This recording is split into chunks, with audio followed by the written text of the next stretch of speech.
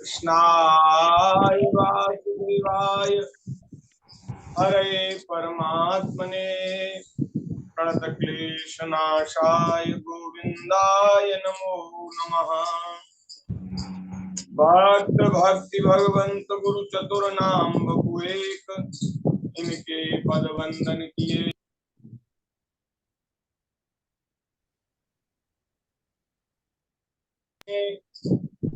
चार जुगन में भक्त जे, इनके पद की धूरी सर्व सुशिर धरि राखूं मेरी जीवन मूर्ति। श्री राम जय जय राम, श्री राम जय राम, श्री राम जय राम, श्री राम जय राम, सीताराम जय सीताराम, राधे श्याम जय राधे श्याम, जय जय श्यामा जय श्याम, जय जय श्री वृंदावन धाम। प्यारी श्यामा श्याम, प्यारो श्री वृंदावन धाम। श्री राम जय राम, श्री राम जय राम, श्री राम जय राम, श्री राम जय राम, जय राम।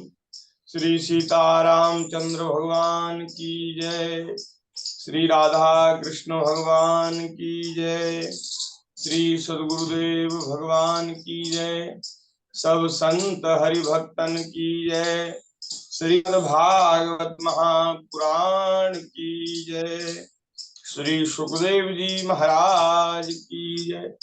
जय जय श्री राधे श्याम।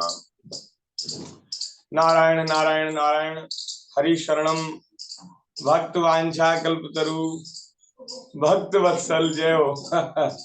शरणागत वत्सल दीन बंधु दया सिंधु, असंख्य कल्याण गुणगण निलय, अकारण करुणा उन्नालय भगवान श्री वृंदावन बिहारिणी बिहारी जी की हम सब लोगों पर बड़ी कृपा है, बहुत कृपा है ठाकुर जी की, जो हम सब लोगों को नित्य सत्संग प्राप्त हो रहा है।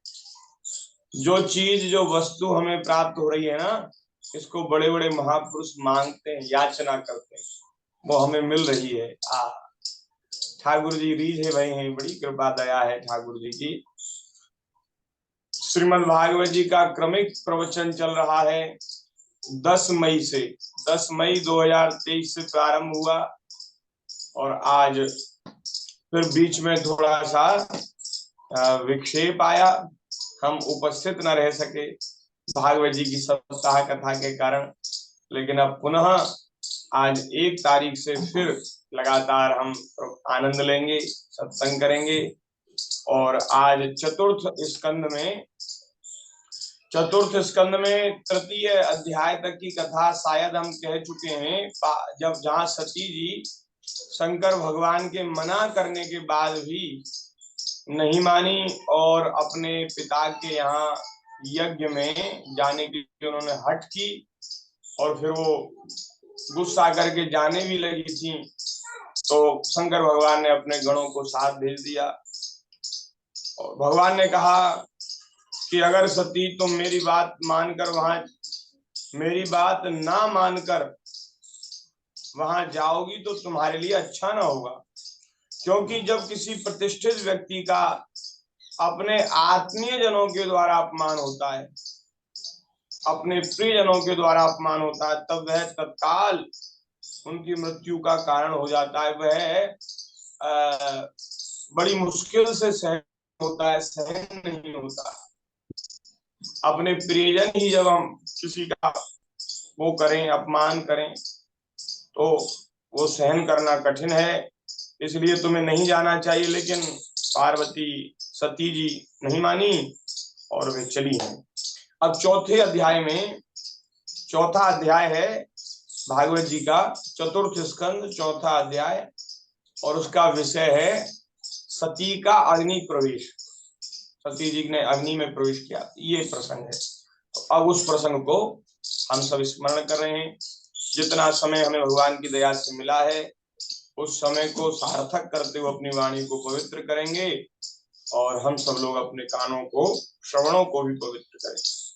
श्री मैत्रेय भगवान कहते हैं, विदुर जी, भगवान शंकर मौन हो गए। इतना कहकर उन्होंने देखा कि दक्ष के यहाँ जाने देने अथवा जाने से रोकने, दोनों ही अवस्थाओं में सती के प्राण त्याग की संभावना है।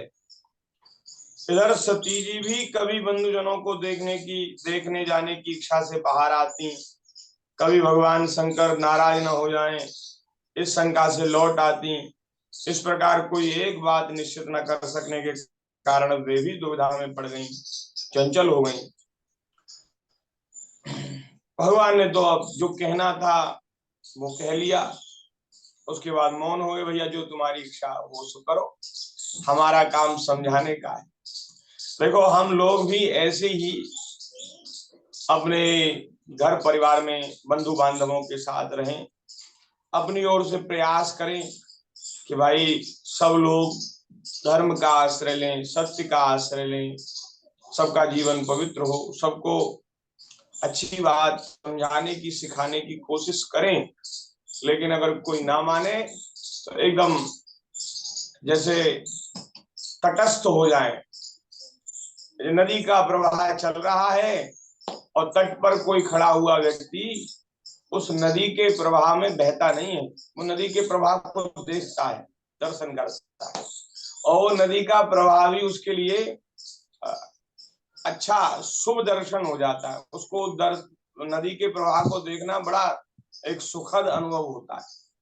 ऐसे ही सब लोग अपना अपना कर्म कर रहे हैं, और जहां उन्हें जीवन ले जा रहा है, प्रारब्ध ले जा रहा है, वहां जा रहे हैं। अपने तटस्थ होकर के देखना है। कोई हमारी बात समझ ले, मान ले, अच्छी है, अच्छी बात है, अच्छा है, और न माने तो भैया जिसका जैसा मन हो वैसा करो। हाँ, ज्यादा अगर हम किसी के समझाने में और उसमें ज्यादा किसी के जीवन में हम हस्तक्षेप करेंगे तो फिर महाराज वहां तकरार उत्पन्न होती है, वहां विरोध उत्पन्न होता है। इसलिए ये महापुरुष हमें सिखा रहे हैं। एक बार सती माता ने पहले भी राम जी की परीक्षा लेने के लिए हठ किया था। भोले बाबा ने वहां भी समझाया था, लेकिन मानी नहीं। तो शंकर जी ने कह दिया कि जैसा आपके मन में आवे सो करो, जैसे आपको संतोष हो, क्योंकि भगवान की जैसी इच्छा है वही होता है। इसलिए भैया ऐसा हम लोगों को अभ्यास करना चाहिए। अब महाराज बंधुजनों से मिलने की इच्छा में बाधा पड़ने से सती अनमनी हो गई और बड़ी क्रोधित हो गई। उनके नेत्रों में आंसू भर आए, उनका हृदय स्वजनों के स्नेहवश भर गया और वे व्याकुल होकर रोने लगी। उनका शरीर थर थर कांपने लगा और महाराज शंकर जी की ओर ऐसे देख रही है, ऐसी क्रोध भरी दृष्टि से देख रही कि मानो भस्म कर देंगी, ऐसे देख रहे। शोक और क्रोध ने उनके चित्त को बेचैन कर दिया और स्त्री स्वभाव के कारण उनकी बुद्धि मूल हो गई। जिन्होंने करुणावश होकर, प्रीतिवश होकर अपना आधा अंग भी उन सत्पुरुषों के प्रिय भगवान शंकर जी को छोड़कर वे लंबी लंबी सांस लेती हुई अपने माता पिता के घर चल दी। देखो भैया, होनहार बलवान है, जो होना होगा वो प्रारब्ध होनहार वो करा लेगा। और शंकर जी की बात भी महाराज नहीं मानी माता जी ने, तो हम और आप तो हैं ही क्या। तो होनी ऐसी है, होनहार सब कुछ करा लेती है। घर चल दी, अपने पिता के घर चल दी। अब महाराज भोले बाबा ने अपने सेवकों को साथ कर दिया और सती जी बैल पर सवार हो गई और महाराज गणों के साथ गाने बजाने के सब सामानों से सुसज्जित होकर सती जी चली हैं और दक्ष की यज्ञशाला में पहुंची। वहां ब्राह्मणों को देखा, ब्राह्मण महाराज बड़े ऊंचे स्वर में वेदों का पाठ कर रहे हैं, सब और देवता विराजमान हैं और जो यज्ञ के जो पात्र होते हैं, यज्ञ में जिन वस्तुओं की आवश्यकता होती है वे सब पूरे सब जगह वे ही रखे हुए हैं। और महाराज वहां पहुंची हैं, पिता के सामने आई हैं। पिता के सामने आई हैं तो पिता ने उनको देख करके नजर घुमा ली। ऐसा करते हैं ना लोग, किसी से बात न करनी हो तो उसको देख करके भी अनदेखा कर देते हैं, दूसरी ओर देखने लग जाते, किसी और काम में उलझ जाते हैं। ऐसे ही किया उन्होंने। महाराज एक बार भी नहीं पूछा कि बेटी ठीक हो, कैसे आई हो, बढ़िया हो, नहीं पूछा।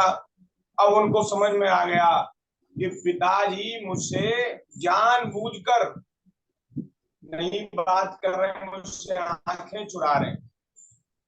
तो सती मैया पहुंची अपनी माता के पास। माता तो प्रेम से मिली, क्योंकि माताओं के हृदय में अपनी बेटियों के प्रति वात्सल्य रहता है, प्रेम रहता है। तो वो उन्हें दक्ष प्रजापति के हमारे ऊपर दक्ष क्रोध करेंगे हमारे प्रति, तो भी उन्होंने इसकी कोई वो नहीं की और वे सती से मिली। सती की जो बहनें हैं वे भी मिली और आदर पूर्वक गले लगाया। लेकिन पिता से अपमानित होने के कारण माता सती उनको अपनी माता मौसियों का सम्मान उनको महाराज ठीक नहीं लगा और उन्होंने उसको स्वीकार नहीं किया। उन्होंने आसन दिया, उपहार दिया, उन्होंने स्वीकार नहीं किया क्योंकि पिताजी के द्वारा अपमानित हो गई थी। सती जी का यज्ञ मंडप में तो अनादर हुआ ही है। उन्होंने यह भी देखा कि उस यज्ञ में भगवान शंकर के लिए भी कहीं कोई भाग नहीं दिया गया, शंकर जी को भी कोई स्थान नहीं दिया। अब तो वे बड़ा महाराज क्रोधित हो गई और उन्होंने दक्ष प्रजापति को फटकारते हुए, अपने पिता को फटकारते हुए, और उन्होंने महाराज पिता की निंदा करते हुए क्रोध में भरकर कहा, देवी सती ने कहा, न यस्य लोके स्त्यतिशायनः प्रियः तथा प्रियो देह भृतान् प्रियात्मनः तस्मिन् समस्तात्मनि मुक्त वैरके ऋते भवन्तं कथमः प्रतीपयेत्। देवी सती ने कहा कि पिताजी, भगवान शंकर से बड़ा संसार में कोई नहीं। सभी हृदयों में, सभी प्राणियों के हृदय में निवास करने वाले उनके प्रिय आत्मा है। उनका ना कोई प्रिय है ना कोई अप्रिय। उनका किसी भी प्राणी से कहीं बैर नहीं। वे तो सबके स्वरूप में हैं, सबके कारण हैं। ऐसा संसार में आपके सिवाय कौन होगा, मनुष्य, पुरुष, प्राणी, जो महाराज उनसे विरोध करे। शंकर जी से विरोध करने वाला आपके सिवाय कोई और नहीं। आप जैसे लोग दूसरों के दोषों में, दूसरों के गुणों में भी दोष देखते हैं और इसी कारण आपका प्राणियों से वैर हो जाता है, विरोध हो जाता है, क्योंकि आप गुण तो नहीं देखते, दोष देखते हैं। किंतु जो साधु पुरुष होते हैं वे ऐसा नहीं करते। इसका मतलब हुआ कि साधुओं का ये लक्षण नहीं है कि वे दूसरों के गुणों में दोष देखें। ये तो असाधुओं का लक्षण है। ये तो असज्जनों का लक्षण है। अब आपने जो किया है वो साधुओं के जैसा तो व्यवहार नहीं है, वो तो असाधुओं के जैसा व्यवहार है। जो लोग दोष देखने की बात तो अलग रही, दूसरे के थोड़े से गुण को भी बड़े रूप में देखते हैं, वे सबसे श्रेष्ठ हैं। बड़े दुख की बात है।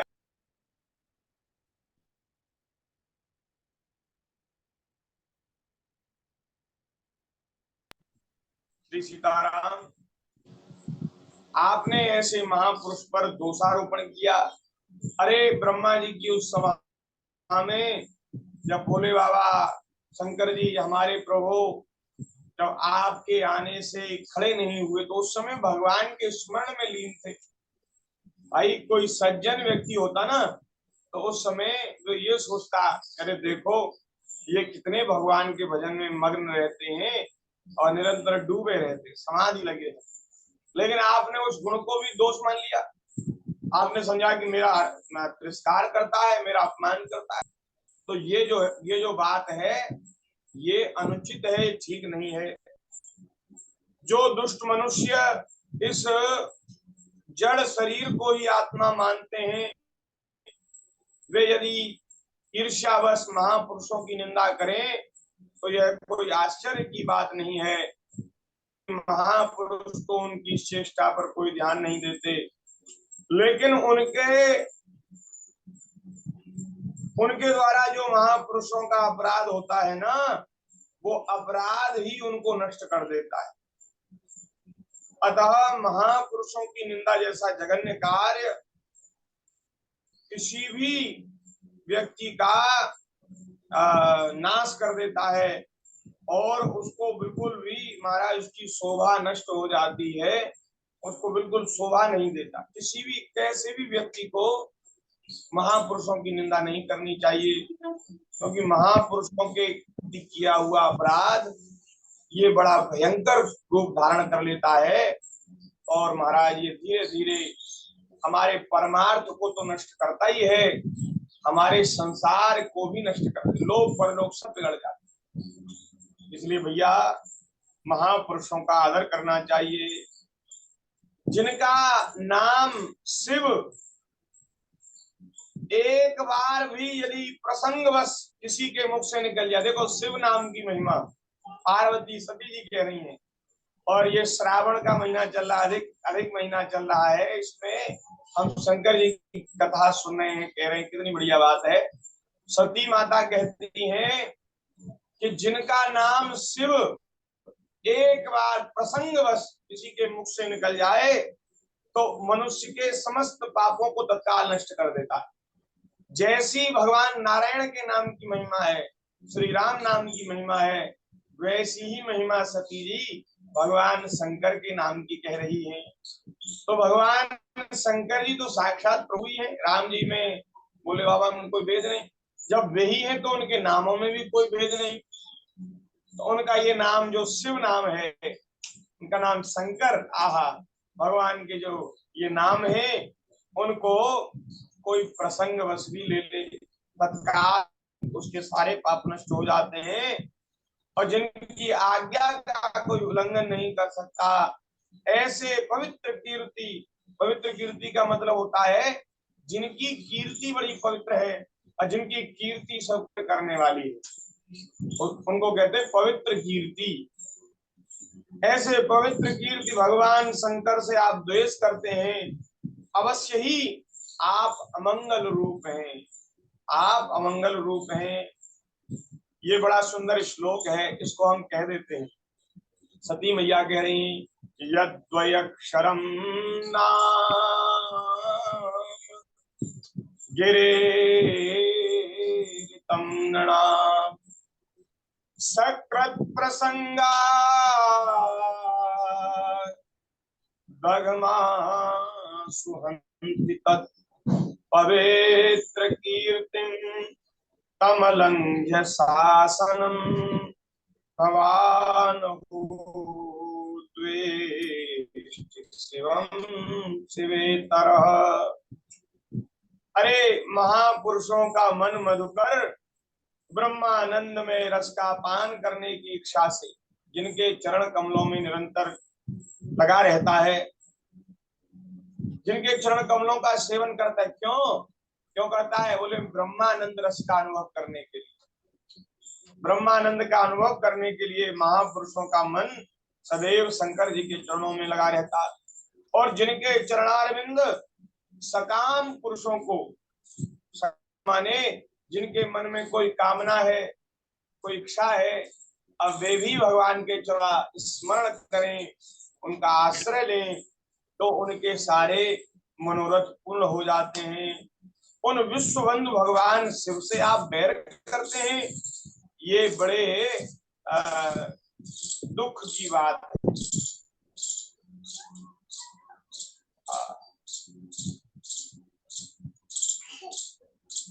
शंकर जी का स्वरूप, शंकर जी का वेश भले ही शास्त्रीय न हो, अशास्त्रीय हो, लेकिन फिर भी महाराज उनके चरणों पर चढ़े हुए पुष्प का, बिल्व पत्र का जो निर्माल्य है, शंकर जी के चरणों पर जो चढ़ी हुई है बिल्व पत्र है, उनको बड़े बड़े देवता, ऋषि, सिद्ध, स्वयं ब्रह्मा जी भी जिनके चरणों की निर्माल्य को अपने सिर पर धारण करते हैं।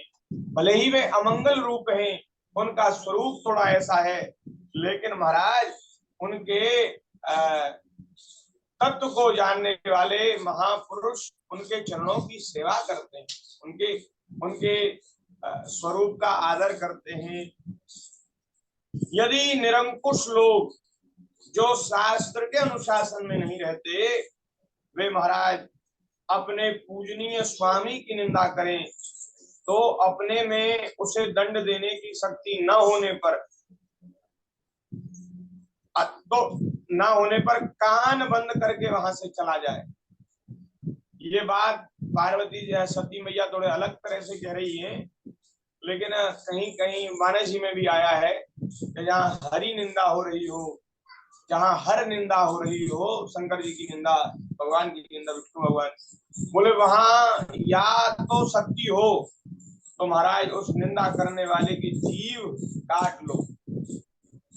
ऐसा है, लड़ मरो, या तो मार दो या मर जाओ, और नहीं है ऐसी सामर्थ्य नहीं है तो वहां से कान बंद करके वहां से भाग जाओ। ये भागने वाला ज्यादा बढ़िया है, कान बंद करके भागने का काम ज्यादा बढ़िया है, क्योंकि भैया लड़ेंगे तो किस से लड़ेंगे, झगड़ेंगे तो कहां तक झगड़ेंगे। अब तो लोगों का ऐसे लोग हैं कि भगवान की निंदा किए बिना, वेद शास्त्रों की निंदा किए बिना उनका खाना हजम नहीं होता, ऐसे लोग हैं। और महाराज हम आपसे हाथ जोड़कर निवेदन करें, ये सोशल मीडिया का लाभ तो है, लेकिन इसके बहुत ज्यादा हानि भी इससे बहुत ज्यादा है।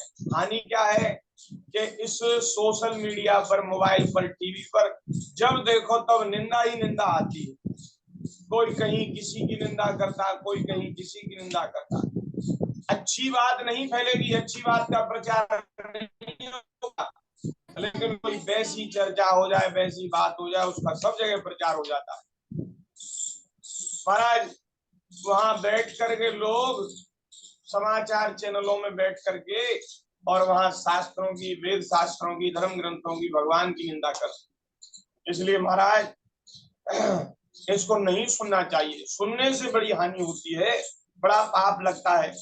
यहाँ सती माता कह रही है अगर उसमें दंड देने की शक्ति है तो दंड दे, नहीं तो महाराज वहां से कान बंद करके भाग जाए, ऐसा सती कह रही है।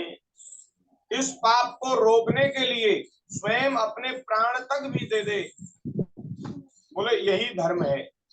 आप भगवान शंकर की निंदा करते और इसलिए आपसे उत्पन्न हुए शरीर को अब मैं नहीं रख सकती। यदि भूल से कोई निंदित वस्तु खा ली जाए, जो खाने योग्य न हो, उसको खा लिया जाए तो फिर वमन करना चाहिए, तब शुद्धि होती है, उल्टी कर देनी चाहिए तब शुद्धि होती है। इसलिए मैं इस शरीर का त्याग कर दूंगी, क्योंकि मैं इस शरीर को लेकर भगवान शंकर के सामने कैसे जाऊं। मैं उनके नेत्रों से नेत्र नहीं मिला सकती, क्योंकि ये शरीर जड़ शरीर है तो आपके द्वारा ही उत्पन्न, इसलिए अब मैं इसको नहीं धारण करूंगी। आप जैसे दुर्जन से संबंध होने के कारण मुझे लज्जा आती है। सती माता कह रही है, जो महापुरुषों का अपराध करता है उससे होने वाले जन्म को भी धिक्कार है। जिस समय भगवान शिव आपके साथ मेरा संबंध दिखलाते हुए मुझे हंसी में दक्ष कुमारी के नाम से पुकारेंगे, उस समय मुझे बहुत लज्जा होगी, दुख होगा। इसलिए उसके पहले ही मैं आपके शरीर से उत्पन्न हुए इस समतुल्य शरीर को त्याग दूं।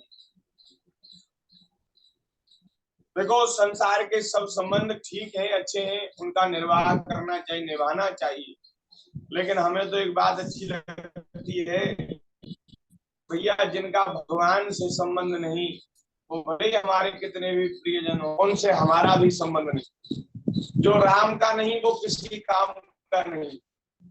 जिन्हें है प्रभु चरणों से प्यार, हमारे वे ही रिश्तेदार। भगवान के चरणों में प्रेम है तो हमारा रिश्ता है, और नहीं तो भैया बने रहो जी। आपने फेसबुक में टैग लाइन ये लिखी हुई है। जी जी जी। हाँ, अब देखो, यहाँ पिताजी माता पिता तो साक्षात भगवान ही होते हैं, लेकिन अगर पिता भी भगवान का विरोध करने लग जाएं, हमारी भक्ति का विरोध करने लग जाएं, जैसे प्रहलाद जी ने अपने पिता की आज्ञा नहीं मानी, और यहाँ सती जी ने तो बिल्कुल संबंध तोड़ दिया, संबंध विक्षेप कर दिया। जैसे श्री भरतलाल जी अपनी माता को भला बुरा कह करके माता का त्याग करके भगवान श्री रामचंद्र जी की शरण में चले गए, ऐसे ही हम लोगों को एक सिद्धांत बनाना चाहिए कि भैया हमारा आप सबसे संबंध है भगवान के नाते। अगर आप हमारे भजन में, साधन में, भक्ति में विक्षेप उत्पन्न करेंगे, विरोध करेंगे, तो हम आपके कुछ नहीं, आप हमारे कुछ नहीं। ऐसा वैष्णवों का सिद्धांत है, वैष्णवों का। प्रिय न राम वैदेही तजिए ताहि कोटि बैरी सम यद्यपि परम स्नेही। जिसको भगवान श्री सिया वल्लभ लाल जी, श्री राधा वल्लभ लाल जी के चरणों में प्रेम नहीं, बोले चाहे वो कितना भी प्रिय हो उसका त्याग कर दो, उसके त्यागने में ही भलाई है। सती जी ने त्याग कर दिया और महाराज वहां जाकर यज्ञ मंडप में ही उत्तर दिशा में भूमि पर बैठ गई, आचमन किया, पीला वस्त्र किया, आंखें मूंद कर योग मार्ग में स्थित हो गई और प्राणायाम के द्वारा अपने प्राण और अपान को एक कर दिया। और महाराज फिर प्राणों को धीरे धीरे धीरे धीरे नीचे से ऊपर की ओर नाभि में से हृदय में स्थापित किया, और फिर इस हृदय स्थित वायु को कंठ मार्ग से प्रकुटियों के बीच में ले आई। और उस समय महाराज श्री दक्ष की कन्या महामनस्विनी सती जी ने अपने संपूर्ण अंगों में अग्नि की धारणा की, और जैसी धारणा की गई तो अग्नि शरीर में प्रकट हो गई। और उस समय भगवान शंकर के चरण कमल मकरंद का चिंतन करते सती जी ने और सब ध्यान भुला दिया, उन्हें उन चरणों के अतिरिक्त कुछ भी दिखाई न दिया, और उन्होंने शरीर त्यागते समय यही प्रार्थना की, यही वरदान मांगा कि मुझे जन्म जन्म में भूत भावन भगवान देवादिदेव महादेव श्री शंकर जी के चरणों की सेवा ही मिले। ऐसा महाराज उन्होंने विचार करके भगवान का ध्यान करते हुए अपने शरीर का त्याग। शरीर में अग्नि जल गई, अग्नि से शरीर प्रज्वलित हो गया और वहीं महाराज राख की डेरी बन गया।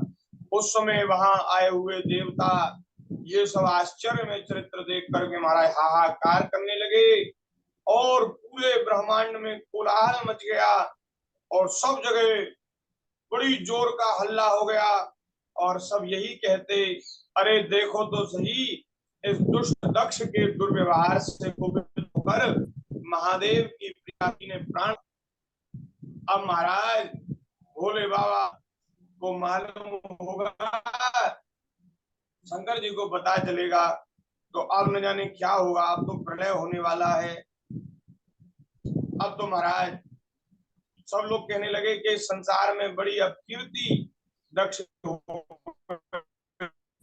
ये दक्ष जो है इसने शंकर जी का अपराध किया, सती का भी अपराध किया और सती जी ने प्राण त्याग दिया, लेकिन फिर भी इसने उसे रोका तक नहीं। और ये सब बात महाराज वहां कहने लगे। भगवान शंकर के जो गण आए थे उन गणों ने यज्ञ को विध्वंस करना शुरू किया और महाराज वे अपने अपने अस्त्र शस्त्र लेकर के देवताओं पर टूट पड़े। देवताओं ने यज्ञ की रक्षा की और देवता ज्यादा थे तो देवताओं ने महाराज उनको मारा पीटा और भगा दिया। अब वे सब महाराज व्याकुल हुए, रोते हुए, बिलखते हुए भगवान शंकर के पास पहुंचे। और जैसे शंकर जी के पास मुझे सब समाचार भगवान शंकर को मालूम हुआ तो उन्हें बड़ा क्रोध हुआ। भगवान बड़े क्रोधित हो गए, धारण किया और क्रोध होठ चढ़ाते हुए एक जटा उखाड़ ली और धरती पर पटक दी। और महाराज उसमें उससे तुरंत जटा से एक बड़ा भारी लंबा चौड़ा पुरुष उत्पन्न हुआ। उसका शरीर इतना विशाल था कि वह स्वर्ग को स्पर्श कर रहा था। उसकी हजारों भुजाओं में तमाम तरह के अस्त्र शस्त्र धारण कर रखे थे। मेघ के समान श्याम वर्ण था, 3 नेत्र थे, पवित्र नेत्र था, विकराल दाढ़े थी, अग्नि की ज्वालाओं के समान लाल लाल जटाएं थी, नर मुंडों की माला गले में पहन रखी थी। उसने हाथ जोड़कर पूछा, भगवान मैं क्या करूं? भगवान भूतनाथ, वीर रुद्र तू मेरा अंश है, मेरे पार्षदों के साथ जा और दक्ष को और उसके यज्ञ को नष्ट कर दे। भगवान की आज्ञा लेकर वो चले और महाराज वीरभद्र ने भगवान की परिक्रमा की और बड़े वेग से चले।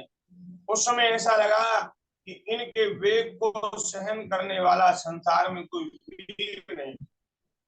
और महाराज यज्ञ मंडप में पहुंच गए और वहां देवताओं को जो महाराज उन्होंने मारा वो भागवत जी में बड़ा विस्तृत वर्णन है। और इतनी पिटाई लगी देवताओं की, ब्राह्मणों की, यज्ञ करने वाले यजमान की और पुरोहित की, सबकी पिटाई हुई। भैया जिस यज्ञ में, जिस किसी कार्य में, चाहे वो कोई हो, कैसा भी पवित्र काम हो, उसमें महापुरुषों के प्रति अपराध होता है तो उसका नतीजा, उसका फल ऐसा ही होता है, ऐसा ही होता है उसका फल महाराज। अब तो महाराज सब देवता, ब्राह्मण, ऋषि इधर उधर भागने लगे और उस समय महाराज इतना उनको मारा गया कि किसी के हाथ टूटे, किसी के दांत टूटे, किसी के पैर टूटे और किसी का तो शरीर ही नष्ट हो गया, किसी के प्राण पखेरु उड़ गए। और अंतिम में महाराज दक्ष प्रजापति का सिर वीरभद्र जी ने धड़ से अलग कर दिया और महाराज वो यज्ञ हवन कुंड में वो सर ही स्वाहा कर दिया, हवन कुंड में डाल दिया। भृगु जी हाथ में सुरवा लिए हुए हवन कर रहे थे, वीरभद्र ने उनकी दाढ़ी मूछ नोच ली, क्योंकि इन्होंने प्रजापतियों की सभा में मूछें ऐंठते हुए महादेव जी का उपहास किया था। उन्होंने क्रोध में भरकर भग देवता को पृथ्वी पर पटक दिया, उनकी आंखें निकाल ली, क्योंकि जब दक्ष देव सभा में महादेव जी को बुरा भला कहते हुए साथ दे रहे थे तो उस समय उन्होंने दक्ष को सेन देकर उकसाया था। हाँ ठीक कह रहे हो, कहो और कहो। और अब महाराज इसके पश्चात पूसा नाम के एक देवता है, उनके दांत तोड़ दिए, क्योंकि जब महादेव जी को गालियां दी जा रही थी तब ये हंस रहे थे, दांत दिखा रहे थे, तो दांत दिखाने वाले के दांत तोड़ दिए। हाँ। फिर दक्ष की छाती पर बैठकर एक तेज तलवार से सिर काट दिया, और महाराज बहुत प्रयत्न करने से पर भी उसे धड़ से अलग न कर सके। जब किसी भी प्रकार के अस्त्र शस्त्रों से दक्ष की त्वचा नहीं कटी तो उनको बड़ा आश्चर्य हुआ। तब उन्होंने यज्ञ मंडप में यज्ञ पशुओं को जिस प्रकार मारा जाता है उसे देखकर उसी प्रकार दक्ष रूप उस यजमान पशु का सिर धड़ से अलग कर दिया। और भूत प्रेत और पिशाच तो उनके इस कर्म की प्रशंसा करने लगे, वाह वाह क्या बढ़िया महाराज आपने मारा है। लेकिन दूसरे दल वाले, दक्ष के दल वालों में हाहाकार मच गया। ओ भैया, देवताओं के नायक प्रजापतियों के स्वामी दक्ष को मार डाला गया, हाहाकार मच गया। वीरभद्र ने अत्यंत कुपित होकर दक्ष के सिर को यज्ञ की दक्षिणाग्नि में डाल दिया और यज्ञशाला में आग लगा दी, यज्ञ को विध्वंस किया, कैलाश पर्वत पर लौट आए। बोलिए भक्तवत्सल भगवान की जय। आगे के अध्याय में, ये 5वां अध्याय हो गया, और 6ठे अध्याय में श्री ब्रह्मादि देवताओं का कैलाश जाकर श्री महादेव जी को मनाना, ये विषय वर्णन किया गया। मैत्रेय जी कह रहे हैं, विदुर जी इस प्रकार जब रुद्र के सेवकों ने देवताओं को हरा दिया और उनको महाराज तमाम तरह के आयुधों से छिन्न भिन्न कर दिया, तब वे सब देवता लड़खड़ाते हुए, गिरते हुए, पड़ते हुए सब पहुंचे ब्रह्मा जी के पास। और ब्रह्मा जी करके ब्रह्मा जी इसलिए इसलिए अब 6 बजे रहे, अब 6:30 बजे समझ रहे हैं ना। उन्होंने कहा ये आवाज कहाँ से आ रही है, इसको बंद करेंगे।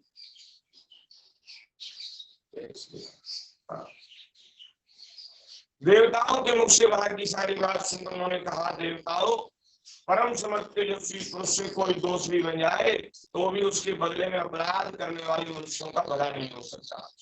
महापुरुष यदि कुछ कभी क्रोध में आकर के कुछ ऐसा भी कर दें, कोई दोष भी कर दें, तो भी महाराज उनका अपराध करने वाले मनुष्य का भला नहीं हो सकता। फिर तुम लोगों ने तो यज्ञ में भगवान शंकर का भार न देकर उनका बड़ा भारी अपराध किया है, परंतु शंकर जी बड़े शीघ्र प्रसन्न होने वाले हैं, इसलिए तुम लोग शुद्ध हृदय से उनके पैर पकड़ लो, उन्हें प्रसन्न करो, उनसे क्षमा मांगो, तभी सब लोगों का कल्याण होगा।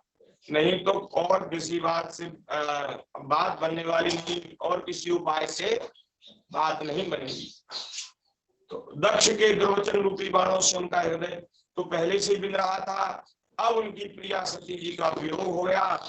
इसलिए तुम लोग चाहते हो कि यज्ञ फिर से पूर्ण हो तो पहले जल्दी जाकर उनसे अपने अपराधों के लिए क्षमा मांगो, नहीं तो उनके कुपित होने पर लोकपालों के सहित इन समस्त लोगों का भी बचना संभव है। अभी तो कम हानि हुई है, लेकिन अगर उनको मनाया नहीं गया, उनसे क्षमा नहीं मांगी गई, तो महाराज पता चला कि उन्होंने क्रोध में भरकर प्रलय कर दिया। प्रलय के देवता हैं और क्रोधित हैं, तो भैया क्रोध में आकर कहीं प्रलय न कर दे, असमय में प्रलय हो जाएगा, क्षमा मांगो। तो ब्रह्मा जी ने समझाया है, और फिर महाराज सब देवता प्रजापतियों के साथ, पितरों के साथ ब्रह्मा जी को आगे करके और कैलाश पर पहुंचे हैं, जो भगवान शंकर का प्रिय धाम है, कैलाश पर्वत। उस कैलाश की बड़ी सुंदर शोभा का वर्णन किया गया है। कैलाश की शोभा का वर्णन कर दे, आपने सुना भी नहीं होगा पहले। वैकुंठ की शोभा तो वर्णन की जाती है, लेकिन कैलाश भी बड़ा शोभायुक्त है। कैलाश की बड़ी सुंदर शोभा है, उसका वर्णन कर लें 2 मिनट में। श्री मैत्रेय जी कह रहे उस कैलाश पर औषधि तप मंत्र तथा योग आदि उपायों से सिद्धि को प्राप्त हुए और जन्म से ही सिद्ध देवता नित्य निवास करते हैं। जो मनुष्य शरीर धारण करके जो महाराज योग का आश्रय लेकर, मंत्र का आश्रय लेकर, तप का आश्रय लेकर सिद्ध हो जाते हैं, उनको फिर शंकर जी के प्रिय धाम कैलाश में वास मिलता है। जो शंकर भगवान के भक्त होते हैं उनको भी वहां वास मिलता है। किन्नर गंधर्व और अप्सरादि सब वहां बने रहते हैं, भगवान शंकर के यश का दान करते हैं। कैलाश जो है उस पे मणियों के शिखर हैं, नाना प्रकार की धातुओं से रंग बिरंगे प्रतीत हो रहे हैं। उस पर अनेक प्रकार के वृक्ष लता गुलमार्ग छाए हुए हैं, जिनमें महाराज जंगली पशु विचरते रहते हैं।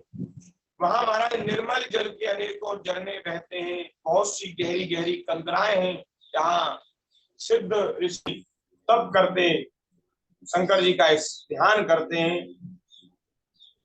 और वहां महाराज ऊंचे शिखरों के कारण वह पर्वत अपने प्रियतमों के साथ विहार करती हुई सिद्ध पत्नियों का हुआ है। सब और मोरों के शोर, मदांध भ्रमरों के गुंजार की कुहू कुहू ध्वनि तथा अन्यान्य पक्षियों के कलरव से गूंज रहा है। उस वृक्ष डालियों को हिला हिला कर पक्षियों को बुलाते रहते हैं। हाथियों के चलने फिरने के कारण वह कैलाश स्वयं चलता हुआ सा और झरनों की जो कलकल ध्वनि होती है उसे लगता है पर्वत बातचीत कर रहा है।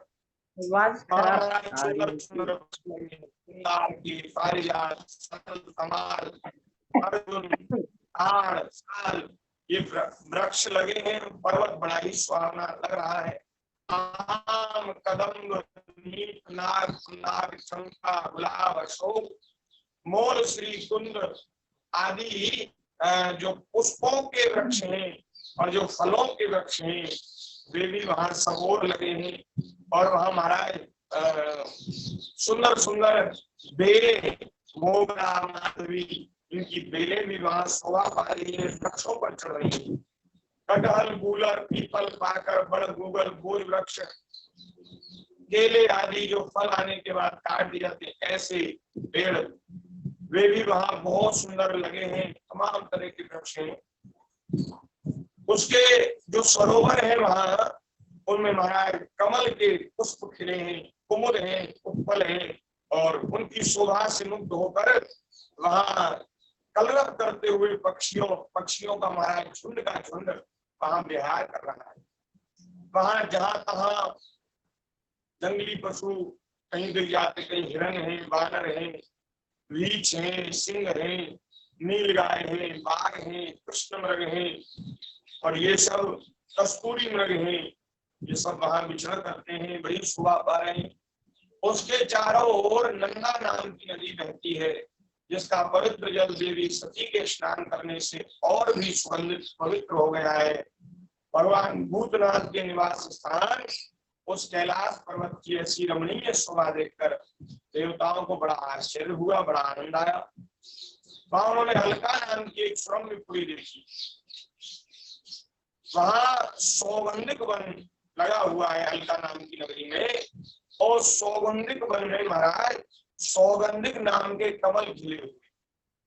उस नगर के बाहर की ओर नंदा और अलकनंदा नाम की 2 नदियां हैं। वे तीर्थ पार श्री हरि की चरण रज के संयोग से अत्यंत पवित्र हो गई हैं।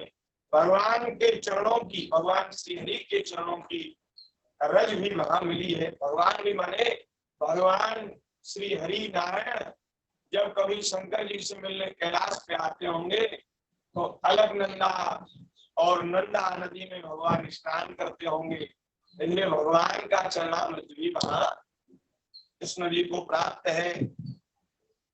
विदुर जी उन नदियों में बड़ी बड़ी देवता देवांगनाएं आकर के वे वहां स्नान करते हैं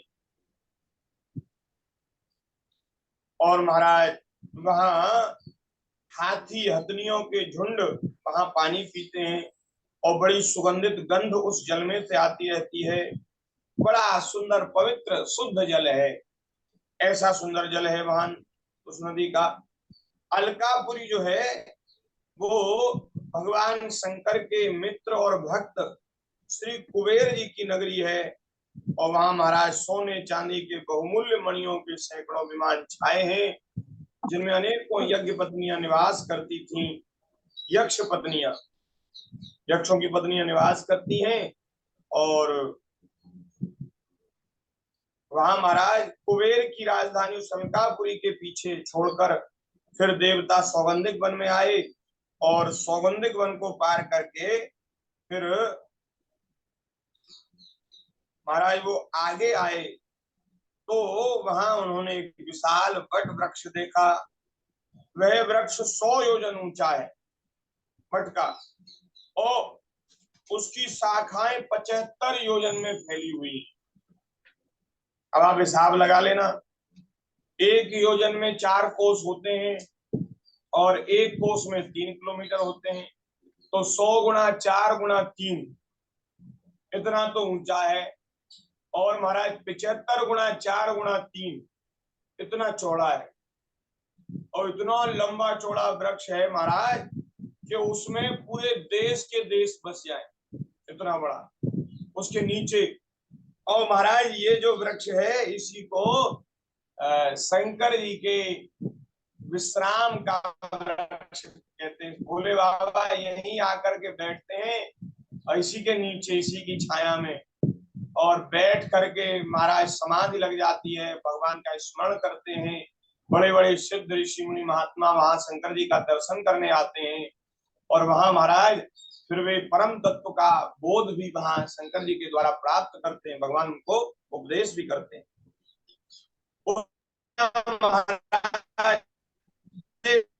है उनका कभी कष्ट नहीं होता, उसमें कोई पक्षी घोंसला नहीं बनाता, क्योंकि जो पक्षी घोंसला बना लेते हैं ना वृक्षों में, तो फिर नीचे गंदगी करते हैं, इसलिए पक्षी वहां कोई घोंसला नहीं बनाता। वहां महाराज सदैव बड़ा शीतल मंद सुगंध वायु बहती रहती है, वहां गर्मी नहीं लगती, सर्दी नहीं लगती, और महाराज निरंतर सुगंधित वायु बहती रहती है। वहां वृक्ष के नीचे देवताओं ने भगवान शंकर को विराजमान देखा। भगवान की जय। वे ऐसे लग रहे हैं जैसे साक्षात क्रोधहीन काल है, लेकिन क्रोधहीन है, शांत भाव में बैठे हैं, विराजमान हैं। भगवान भूतनाथ का अंग बड़ा शांत है। सनक सनंदन सनातन सनत कुमार ये सिद्ध और उनके सखा यक्ष राक्षसों के स्वामी कुबेर उन शंकर जी की सेवा कर रहे हैं। जैसे कभी कोई योगी, कोई सन्यासी, कोई संत उनके दर्शन करने जाते हैं ना, तो उनके शिष्य, उनके चेला वहां उनकी कुछ सेवा में लगे रहते हैं। ऐसे भगवान शंकर की सेवा में सनक सनंदन सनातन सनत कुमार ये चारों कुमार ऋषि और महाराज श्री कुबेर जी भगवान की सेवा कर रहे हैं, निरंतर सेवा में लगे रहते हैं। महादेव जी सारे संसार के सुहृद हैं। सुहृद माने सबका हित करने वाले, सबका भला सोचने वाले, स्नेहवश सबका कल्याण करते हैं। वे लोक हित के लिए उपासना करते हैं। भगवान शंकर क्यों भजन करते रहते हैं? सारे संसार का कल्याण हो। देखो ये महापुरुष जो भजन साधन करते हैं ना, उसी की महिमा से, उन्हीं के प्रसाद से हम लोग थोड़ी बहुत शांति का अनुभव संसार में करते हैं। ये महात्मा नहीं हो ना, संत न हो, महापुरुष न हो, तो इतनी अशांति संसार में फैल जाए, इतना असंतोष हो जाए, इतना कष्ट हो जाए, दुख हो जाए कि यहाँ महाराज एक क्षण भी सुख पूर्वक रह पाना, सांस ले पाना कठिन हो जाए। तो इसलिए जो महापुरुष अपने अपने अपने स्थानों में बैठकर भजन कर रहे हैं, उनके द्वारा संसार का बड़ा हित हो रहा, बड़ा कल्याण हो रहा। भोले बाबा यहाँ कह रहे हैं मैत्रेय जी कि भोले बाबा की जो उपासना है वो लोक हित के लिए है, चित्त की एकाग्रता और समाधि आदि साधनों का आचरण करते रहते भगवान शंकर, उनकी सुंदर शोभा है। भस्म दंड जटा मृगचर मस्तक पर चंद्र कला धारण किए हैं, कुशासन पर बैठे हैं। अनेक श्रोताओं के बीच में नारद जी के पूछने से ब्रह्म का उपदेश कर रहे हैं। उनका बायां चरण दाई जांग पर रखा है। शंकर जी का ध्यान करना हो तो ऐसे भोले बाबा का ध्यान करना चाहिए। बाएं चरण पर दायां चरण रखा है और महाराज बायां हाथ बाएं घुटने पर रखे। कलाई में रुद्राक्ष की माला है, कलाई में शंकर जी की कलाई में रुद्राक्ष की माला है और तर्क मुद्रा से विराजमान है। तर्क मुद्रा कैसे कहते हैं? तर्जनी को, इस तर्जनी को अंगूठे से जोड़कर और अन्य उंगलियों को आपस में मिलाकर फैला देने से जो बंद सिद्ध होता है उसे तर्क मुद्रा कहते हैं। ये ऐसे जो होता है बंद, इसको बाएं घुटने पर रखा है और ऐसे तर्क मुद्रा बनाकर बैठे हैं। इसका नाम ज्ञान मुद्रा भी है, ज्ञान मुद्रा भी कहते हैं। और काठ की बनी हुई टेकनी का सहारा लेकर, आपने देखी है कभी कभी महात्मा काठ की एक लकड़ी रखते हैं, उस पर जगह रहती है, उस पर अपना हाथ रख लेते हैं, उसको टेकनी कहते हैं। और उस पर महाराज योग पट्ट, उसको योग पट्ट भी कहते हैं, उस पर बैठकर भगवान शंकर अपने चित्त में ब्रह्म का स्मरण कर रहे हैं, ध्यान कर रहे हैं, ब्रह्मानंद का अनुभव कर रहे हैं। भगवान शंकर का जो श्री विग्रह है वो एकदम कर्पूर के समान गौर वर्ण है, गौर है। ऐसे भगवान शंकर जो ऐसा है जैसे शांत भाव ही महाराज देह धारण करके बैठा है। ऐसे शंकर जी को देख करके देवताओं ने भगवान को प्रणाम किया, उनके चरणों की वंदना की, स्तुति की और ब्रह्मा जी को आगे कर दिया। बोले महाराज हमसे तो नाराज हैं, अब आप ही इनसे कुछ कहें, इनको शांत करें। तो महाराज ब्रह्मा जी ने भी आकर के सिर झुका करके उन्हें प्रणाम किया। और फिर शंकर जी के चारों ओर जो महर्षिगण बैठे थे उन्होंने ब्रह्मा जी को प्रणाम किया। अब सभा में कोई ऐसे महापुरुष आवे तो श्रोताओं ने भी उनको प्रणाम किया। सबके नमस्कार करने के बाद ब्रह्मा जी ने चंद्रमौली भगवान से, जो भगवान शंकर जी भी ब्रह्मा जी को देख खड़े हुए थे, तो प्रणाम करके ऐसे हाथ जोड़ करके खड़े, भगवान भी खड़े हो, क्योंकि भाई ये लीला तो शंकर जी के पिता लगते हैं, वैसे हैं तो एक ही, लेकिन लीला ऐसी है व्यवहार के पिता लगते हैं। तो अब खड़े हो गए और ऐसे प्रणाम किया, हाथ जोड़ प्रणाम मुद्रा में ही शंकर जी खड़े थे। तब ब्रह्मा जी ने हंसते हुए उनको कहा, ब्रह्मा जी ने भगवान की स्तुति करी और जो कहा उसको फिर हम विस्तार से कल कहेंगे, क्योंकि संक्षेप में करने में आनंद ही है और विस्तार से कहेंगे तो फिर कल कहेंगे। आज समय हो गया है पूरा, तो आज के सत्संग को यही विराम कर रहे हैं। चौथे, पांचवे, छठवें अध्याय की चर्चा हो, छठा अध्याय थोड़ा रह गया है, इसकी चर्चा कल करें। बोलिए शंकर भगवान की जय। आज के सत्संग को भगवान भूत बावन भोलेनाथ श्री शंकर भगवान के चरणों में आज की सत्संग की वाग पुष्पांजलि अर्पित करते हैं। आप सभी श्रोताओं को प्रणाम करते हैं। जय श्री कृष्ण, जय श्री सीताराम, राधे श्याम। 1 मिनट भगवान के नाम का कीर्तन करते हैं। श्री राम जय राम, जय जय राम, श्री राम जय राम जय श्री राम जय राम, जय जय राम, श्री राम जय राम श्री राम जय राम, जय जय राम, श्री राम जय राम जय राम जय राम,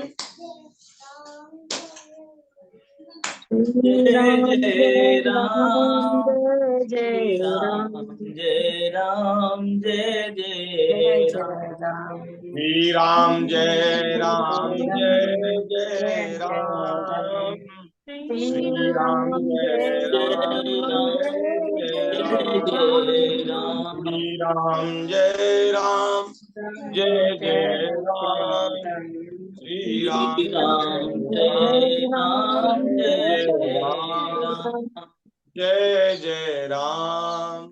श्री सीतारामचंद्र भगवान की जय। जय जय श्री राधे।